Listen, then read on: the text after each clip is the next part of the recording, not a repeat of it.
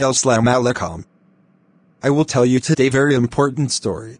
One night, a woman sat at the airport for several hours, waiting for her flight. During her waiting period, she went to buy a book and bag of candy to pass the time with. And suddenly, while she was reading deeply, she noticed that a young woman next to her had sat and snatched a piece of candy from the bag that was placed between them.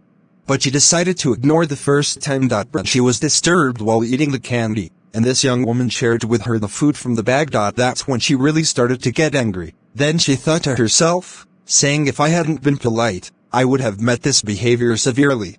And so, every time she ate a piece of candy, the young woman would take a piece, and the disapproving conversation continues between their eyes, and she is amazed at the calmness of that girl and her wonderful light smile. Then she snatched the last piece and divided it into two halves, and took one part and gave the lady another part. The lady quickly took the piece of candy and said to herself, "What is this impudence?"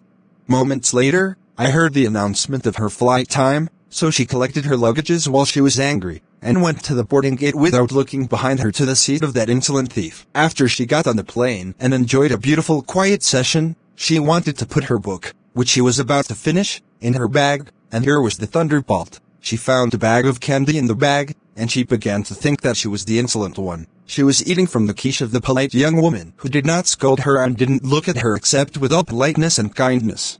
A lesson is how many times in our lives have we thought with full confidence and certainly that something is happening in the right way that we judge, but we discover late that it was not true.